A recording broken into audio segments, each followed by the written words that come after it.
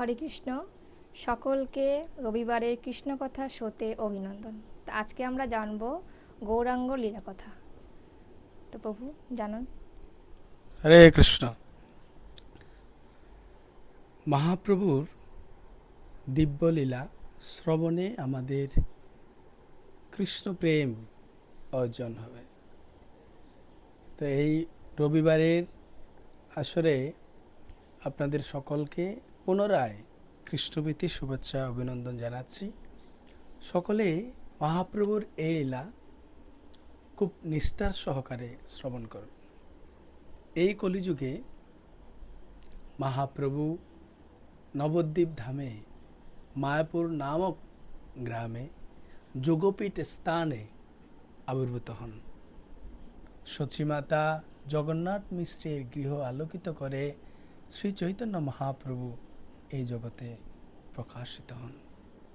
শ্রী চৈতন্য মহাপ্রভু বাল্যকাল থেকেই কৃষ্ণনাম প্রচারে রত ছিলেন। মহাপ্রভু যখন শিশু অবস্থায় ছিলেন তখন মহাপ্রভু চিন্তা করলেন, আমি কিভাবে কৃষ্ণ নাম প্রচার করব। আমি এই শিশু অবস্থায় যদি কৃষ্ণ নাম করতে বলি সবাই ভয় পেয়ে যাবে, তাহলে কিভাবে প্রচার করতে পারি। তখন শ্রী চৈতন্য মহাপ্রভু সুন্দর পদ্ধতি অবলম্বন করলেন। কি পদ্ধতি? সেটা হচ্ছে, শিশুরা স্বাভাবিকত কান্নায় রত থাকেন।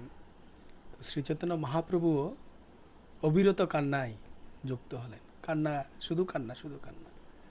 তখন অদ্বৈত আচার্য ঠাকুরের স্ত্রী সীতা ঠাকুরানী এসে কান্না থামানোর বিভিন্ন প্রসেসিং করছেন, কিন্তু মহাপ্রভু কান্না থামাচ্ছেন না।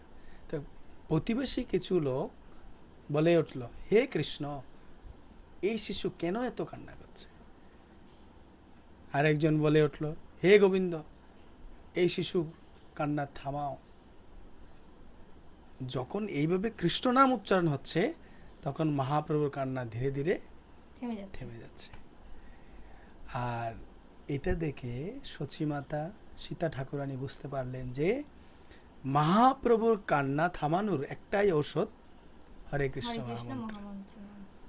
তখনই তিনারা সবাই মিলে হরে কৃষ্ণ কৃষ্ণ কৃষ্ণ হরে হরে, হরে রাম রাম রাম হরে হরে জপ করতে লাগলেন, কীর্তন করতে লাগলেন। মহাপ্রভু তখন কান্না থামিয়ে দিল। তখন মহাপ্রভু যখনই কান্না করতেন তখনই সকলে মিলে কীর্তন করতেন।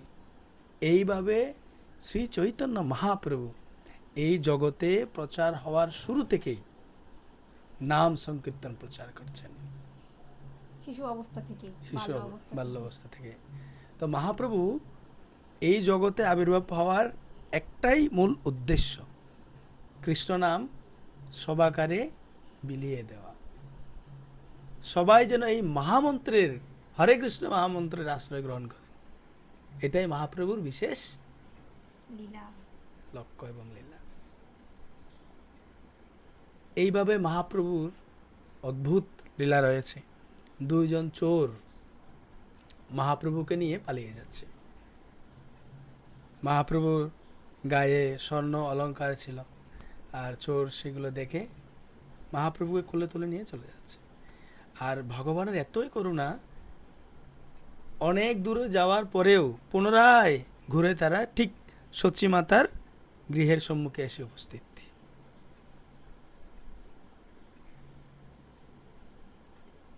আর অন্যদিকে সচিমাতা জগন্নাথ মিশ্র মহাপ্রভুকে খুঁজে পাচ্ছে না।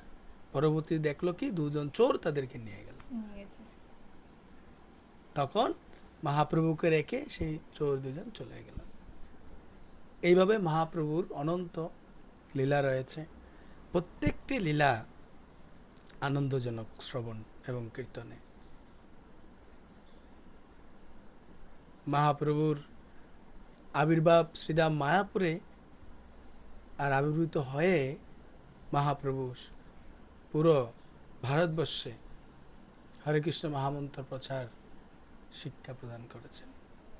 মহাপ্রভু নিত্যানন্দ প্রভু আর হরিদাস ঠাকুরকে বলেছিল, শোনো শোনো হরিদাস, শোনো নিত্যানন্দ, আমার আজ্ঞায় সর্বত্র করহ প্রচার, যারে দেখো তারে কহ কৃষ্ণ উপদেশ, আমার আজ্ঞায় গুরু হইয়া তারও এই দেশ। মহাপ্রভুর ইচ্ছা কি? সকলেই কৃষ্ণ নাম গ্রহণ করুক, কৃষ্ণ সেবা করুক, কৃষ্ণের নির্দেশ ভগবত গীতার শিক্ষা আচরণ করুক এবং এই জগৎ থেকে উদ্ধার হয়ে গোলক বৃন্দাবনে ফিরে যাবে। এটাই মহাপ্রভুর ইচ্ছা। তাই মহাপ্রভুর আবির্ভাবের শুরু থেকেই মহাপ্রভু কৃষ্ণ নাম প্রচার করে যাচ্ছেন। পৃথিবীতে আছে জগৎ নগরাদি গ্রাম, সর্বত্রই প্রচার হইবে মোর এই নাম। সেই নাম কি? হরে কৃষ্ণ কৃষ্ণ কৃষ্ণ হরে হরে, হরে রাম রাম রাম হরে হরে। মহাপ্রভুর এইরকম দিব্য লীলাবলী রয়েছে।